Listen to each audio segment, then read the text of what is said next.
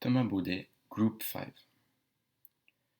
A story from talking to strangers that could perfectly resume why people are not easy to read could be the Chapter 7, a short explanation of Amanda Knox case, which involved an American student accused of murdering a roommate, Meredith Kircher, in Italy 2007.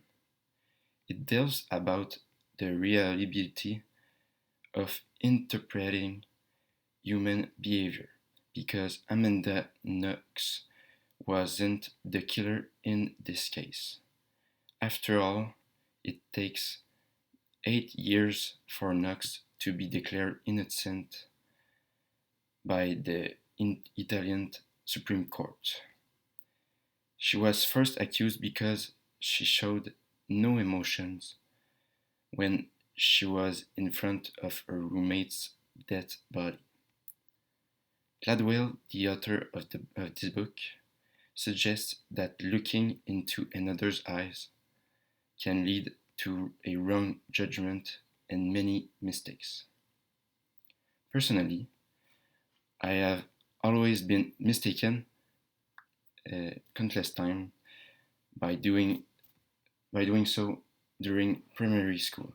One day I was with my main group friends playing tag on a winter playtime break, but another friend of mine I know shows up and asks if he could play with us. And I remember one of my friends answering him with a smile, "Sure, why not?" And I thought it was cool of him for letting him play too with us. But I noticed as the game continued that that other friend of mine's ended up being bullied by my friend, which makes fun of him because he wasn't able to tag anyone else back. I was so frustrated that that one friend of mine had accepted him just to play with us, just to make fun of him. And I hope that by that story of mine, people could understand that we can't interpret the behavior of others and be sure of their true intentions. On the other side, a story from talking to strangers that could perfectly resume why we are terrible at identifying lies could be Chapter 3, The Queen of Cuba, which explores the complex case of Ana Montes, an American defense analyst who was spying for the Cuban government for multiple years. It delves into the challenges of understanding and interpreting the behavior of strangers.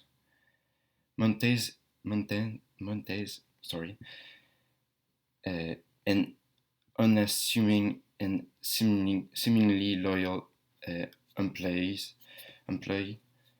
uh, managed to deceive her college and superiors during a long time.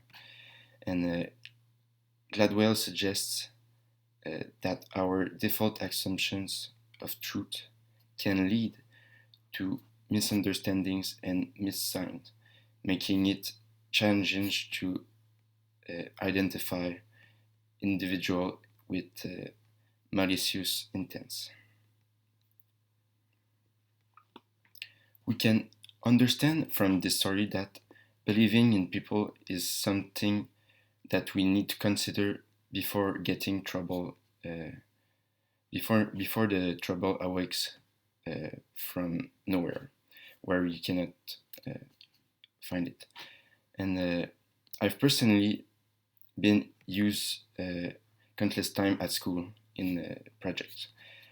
One time I was in a group of two for a project. I think it was in English, which I did most of, and a day before the handover of the project, I asked my teammates to uh, end the written story where we were asked to do for the next day at the first period. And he answered me with a smile, "Sure, I'll make it tonight."